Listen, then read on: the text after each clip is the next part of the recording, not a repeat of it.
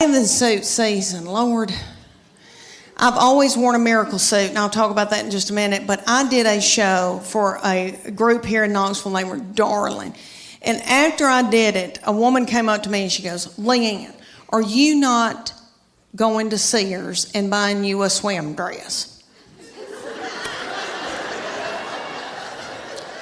And I thought, well, I didn't know my life was over.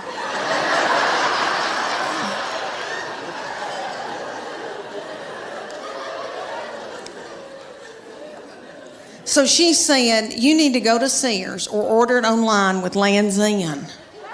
And it's a swim dress. She goes, you're going to love it. I promise you. Okay, so I go to Sears at Westtown Mall. When's the last time any of y'all went to Sears at Westtown Mall? There's not a soul in the Westtown Mall Sears. They've got the lights on. There's nobody working. There's nobody there shopping. I swear I think they're running dope out of Sears.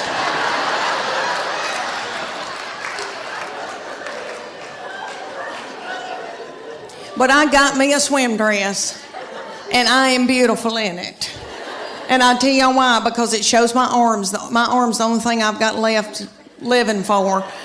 And they are my daddy's. Jimmy Fletcher, I got them from him. My sister gets so mad because she didn't get them, and she'll call me and say, you got daddy's arms, and just hang up on me.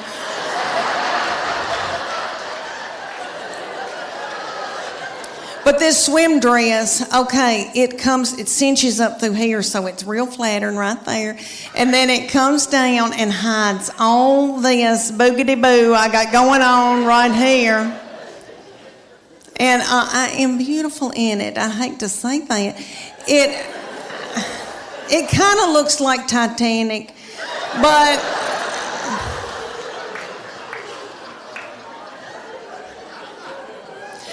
for years I wore a miracle suit. Okay, the miracle suit is in Dillard's and Bell, Macy's, or all over. And there'll be hundreds of them in a big area at a department store. And there's a tag hanging from all of them that says, miracle suit. Lose 10 pounds in 10 minutes. And you do, because you sweat yourself to death trying to get it on. Because the miracle suit has a girdle in it. They're one piece. So the girdle is right through here, so it smooths you out real pretty through here. You look really good because it squeezes your fat out in all the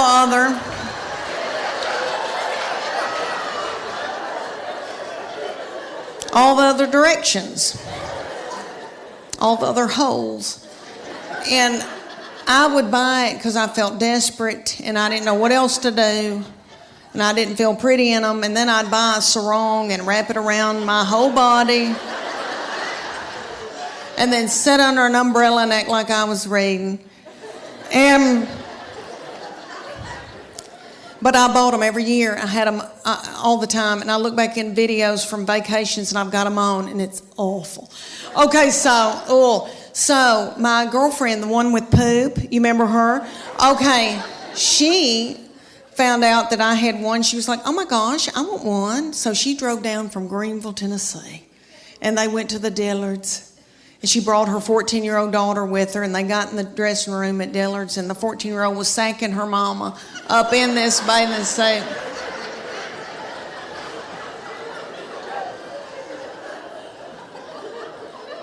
And her 14-year-old said, Mom, this is so gross.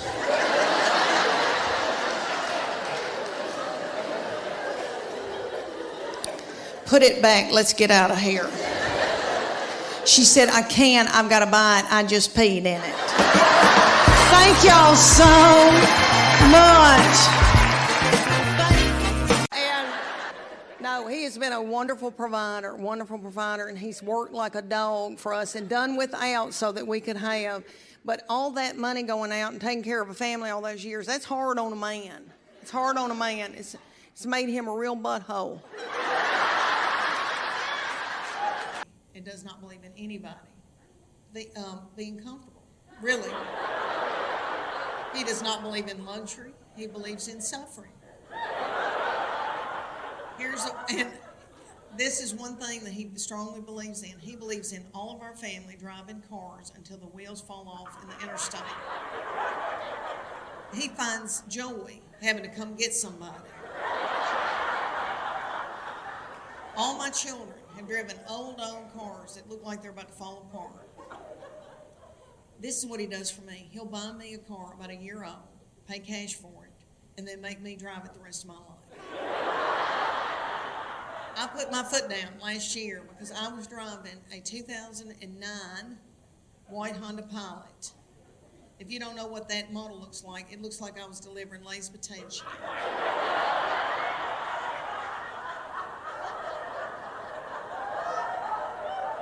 And I never felt pretty in it. I really did. It had over 235,000 miles on it. And the lights started flashing in it saying, "Get out, Leanne. Get out."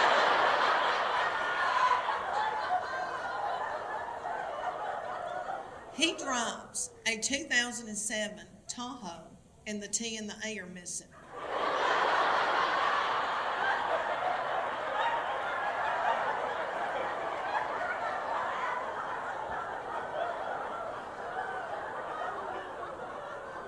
And if I was home tomorrow, we would be pulling up in that big Tahoe to the Baptist church in the doorway. And when church is over, my husband wants out of there and doesn't want to talk to anybody. And see, that's my time to fellowship. And he drives that big old Tahoe up to the front door of the Baptist church and goes,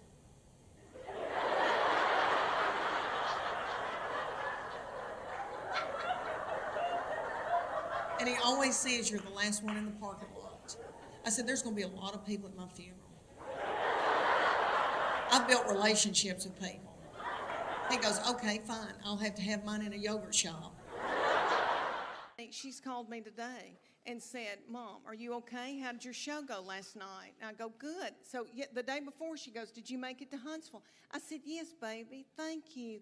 Tell your daddy."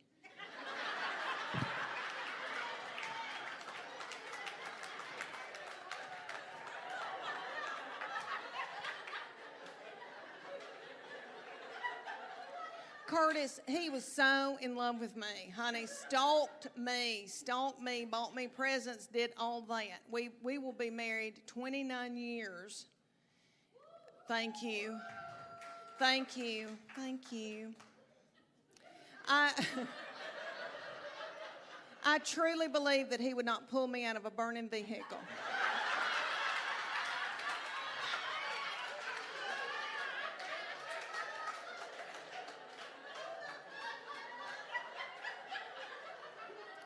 Okay, here's something that's different. Now that they're having little children, so different than when I had mine.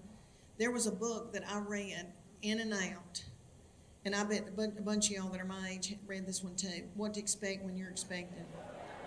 Yeah, it was a hateful book. It was a hateful book, but it was true. And they would say things to you like, "You're going to have a hemorrhoid in the 7th month on the 4th day at 2 o'clock in the afternoon." And you'll be like, it's terrifying. Back then, everybody was terrified about food allergies, and that was a big thing that they stressed, and our pediatricians. And I remember having this whole big chart in my kitchen on the wall that told me, my boy, I wouldn't let him have sweet potatoes until August after I had cleared the squash in July. That just crazy. And I did perfect with him. The second one came along, did okay with her, really did. That third one came along. We were at the McDonald's. I had two playing one in the balls and one up in a tube. And my baby child did not have any teeth yet. She was in a high chair, and I threw a cheeseburger onto her high chair. and she gummed it down. And a woman came over the intercom and said, "Excuse me, ma'am, but your baby has pooped in the tube."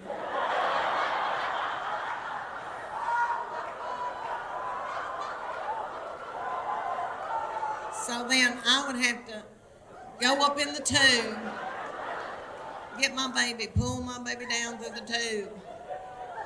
Do y'all remember playing in the balls? My children loved the balls. And Lord, we had a ball going. Me and my friends would go to anywhere that they had a bunch of balls and tubes, and little children would be playing in a dirty diaper and swim by on top of the balls. And then like a chicken nugget, they're going through. You think about all this with COVID. There's no way they'd let any of that happen. Good night. You think of Chuck E. Cheese? That was a free-for-all. Mine loved it. Okay. Let me tell y'all this. Baby food has changed, and I didn't know this. When I was having my babies, you had little baby food jars. They've still got maybe 2 of those on the grocery store thing. Now it's in pouches. Everything's in pouches, and I don't think they're worried about food allergies. My grandbaby had a pouch that had turmeric, cashews, and squash in it, all squished together. And now they don't feed babies with spoons. They just squirt that pouch in their mouth.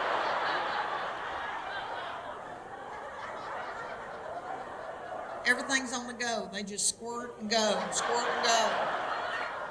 And I'm worried about it. I really am. I think there's going to be a whole generation that doesn't know how to use utensils.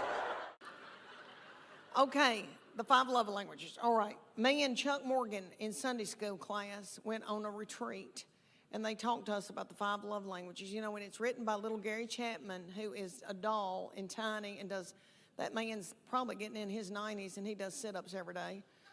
And that little thing, and I got to meet him later. He was a doll. But anyway, the 5 love languages, if you don't know about that, you've got to get it. There was a 5 love languages for your marriage, and then there's one for your children. And you need to get that. Everybody's got a love language. And you take the test. You got to read the book and take the test. Well, you don't read the book. I didn't. But you can take the test. I like to read books about Hollywood murder. So, anyway, you take the test, and then and your husband takes the test, and you find out what his love language is, and he finds out what your love language is. And if you find that out, then you can feed them their love language. And then, so I can feed Chuck Morgan his love language, and then his love tank feels full. If I don't, he could go to work and be at a water fountain, and some whore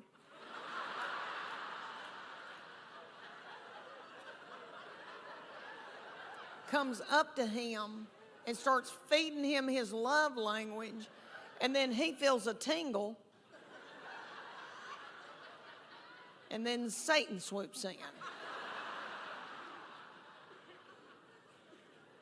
So these are the 5 love languages. Quality time. If you may know somebody that just wants you to sit on the couch and watch ESPN with them. Something like that. Then there's gifts. That's my sister's love language. It doesn't have to be something expensive. Just so you thought of her, if you buy her a card and a rose from the grocery store, she'll bawl her eyes out. And then there's words of affirmation. That's mine. But, physical touch. Physical touch, which I know every woman in here is like, that's my husband. Physical touch. But it's not that kind of physical touch. We're talking about the physical, when people that just want to hug you and squeeze on you and all that all the time. That's their love language, is physical touch. But women think, that's my husband's, and he's on me like a duck on a June bug. But that's not the. All right, and then there's words of affirmation. That's mine. So all Chuck Morgan has to do is say, you look beautiful tonight. You are a good mama. That Trisha Yearwood's chicken piccata is to die for. And then my love tank feels full, and then I'm willing to do something vulgar with him.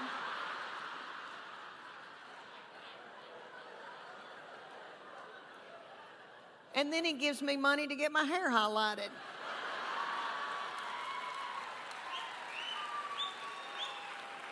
See, it works out, you know.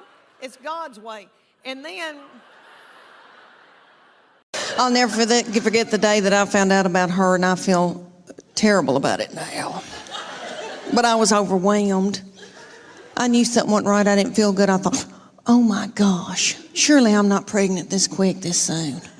And you know when you got to know something, you got to know it right then. I had to know right then. I grabbed up my 2 babies and diaper bag and all that stuff you take with you everywhere you go, and I went to the Walmart in the foothills of the Appalachian Mountains. And I bought an EPT pregnancy test, and I took it in the stall at Walmart. And I tinkled on it. And my 3-year-old boy looked at me, he said, "What, is it positive?"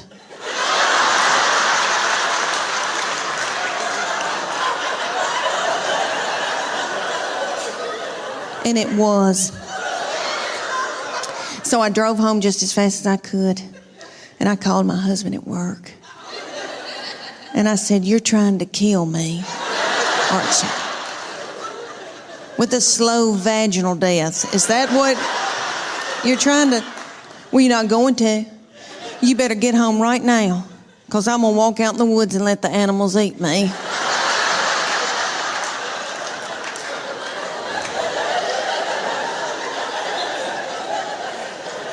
But let me explain to y'all why I was so torn up. I had a 13-month-old baby girl in diapers and a 3-year-old little boy in Superman panties with doo-doo balls falling out.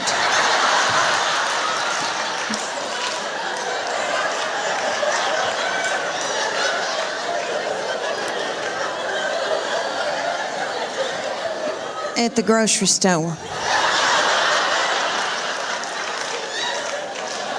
I thought, oh my Lord, did anybody see that? I don't have anything in my purse to pick it up with. Is some little child gonna think it's a milk dud?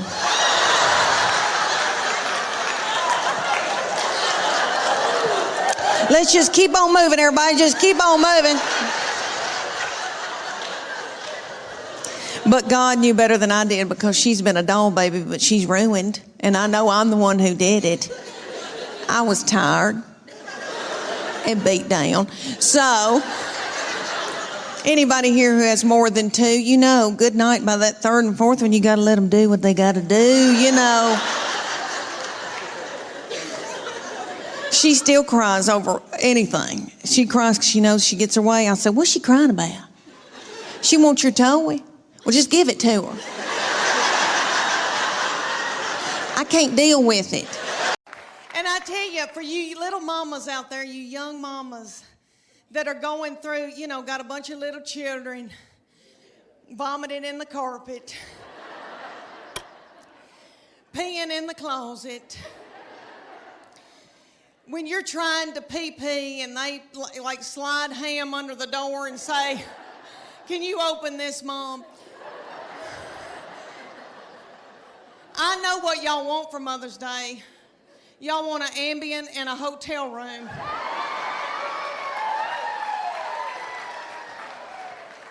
I hope y'all get it. I hope y'all get it. When you get to be my age, and I'm 51 years old, honey, you beg your little children to come home and be up your butthole. I beg them and try to hold money over their head. All right, but they're all home. I'm so thankful, so grateful. Okay, y'all, we got a big night ahead of us. Y'all are precious. I want to talk to y'all about, because I am 51 and going through hormonal changes.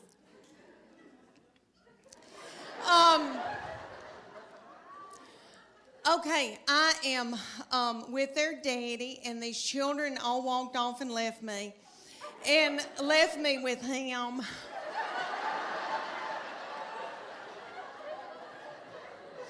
And he's so not fun. And he can't help it. He's that way because he has to make a living for all of us. And he's got a lot on us, and all the money's going out the window. And, you know, because we got 2 in college. We just had 1 get married. Yes, but he and I are having to adjust being together for the first time in how many years, before we got married. And so he sends me emoji, kissy faces, and stuff like that. But I am low on progesterone and testosterone. He's low on testosterone. Praise God. I wanted to tell y'all that I got asked to do the sweetest thing in my hometown. I got asked to do a charity event for East Tennessee Children's Hospital in Knoxville, Tennessee. And it was a local Dancing with the Stars for local celebrities. And I'm a big deal in Knoxville. So they asked me to do this, and I didn't want to do it because they put you in a bikini with fringe sewn on it, just like they do on ABC. You're practically naked in front of everybody you've ever known. And I had been eating white flour, and I was in a bad place, and I didn't want to do it, but I thought, isn't that selfish of me? That's sick little children. And they raised so much money for them. So I said I would do it. And they put me with this precious partner, Daniel, a big old boy. And we were going to do the cha-cha to Earth, Wind, and Fire September. And we practiced for 6 weeks, and we begged for money during the day and danced at night. And it was so stressful. So one night, we were practicing, he kind of slung me hard, and I thought, oh my gosh, something doesn't feel right. So I went to bed, and I got up the next morning, and this big thing was sticking out about right here, and I thought, oh my gosh, is that backed up poop? And because I have trouble with that. And I called my girlfriend, Emily, and I said, I think I've got backed up poop. And she said, I don't think poop goes up that far. And so she looked on her WebMD on her iPad and found a picture of a man that looked like an alien coming out of him. And she said, is that it? And I said, yes. And she said, you got a hernia. So like 4 days before the event, I had a hernia that had to be operated on. So I went in for that operation, and my 2 teenage girls that are usually so hateful, okay, they stepped in and learned to dance in 4 days. So the night of the event, I came out in a wheelchair to Proud Mary Keep On Turning. And they did that video, that dance. If you remember when Tina Turner would do that and it looked like a car wash, do y'all remember that? And what I learned in that whole thing, what I'm trying to tell you, what I learned in that whole thing was that if something bad, really bad happened to me, God forbid, like a bad sickness, my husband and my children would let me die. After I had that hernia surgery, I laid up in the bed for 3 days and nobody checked on me. I want to talk to y'all about, because I am 51 and going through hormonal changes.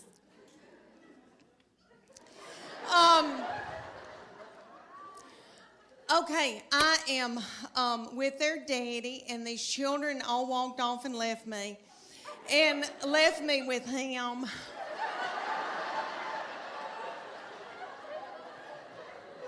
And he's so not fun. And he can't help it. He's that way because he has to make a living for all of us. And he's got a lot on us, and all the money's going out the window. And, because we got 2 in college, we just had 1 get married. But he and I are having to adjust being together for the first time in how many years, before we got married. And so he sends me emoji, kissy faces, and stuff like that. But I am low on progesterone and testosterone. He's low on testosterone. Praise God.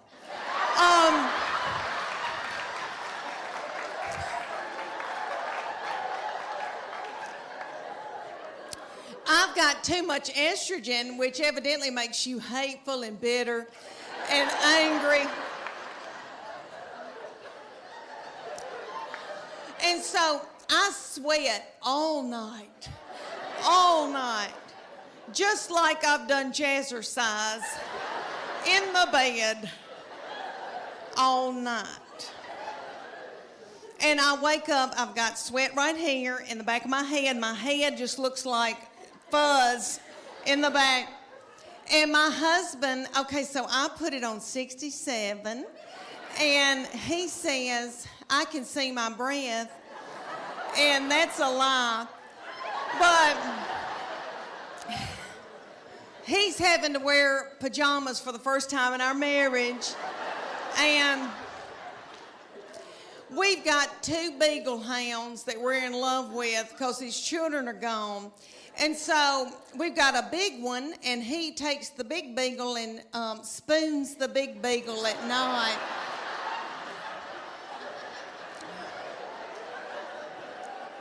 And I've got the little beagle, the little pocket beagle that we rescued, and she's got a nervous tick and eats our furniture and our fabric like a goat. But anyway, they sleep in the bed with us, and the bed is so nasty. Okay, so the little beagle, so he's spooning the big one. The little beagle backs her little butthole up to my head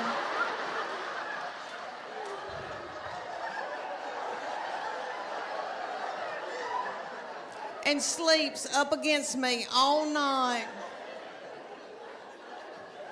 I love her. And in the morning, I can hear my husband when he gets up, he's kissing that big beagle, and he's going, and I'm so thankful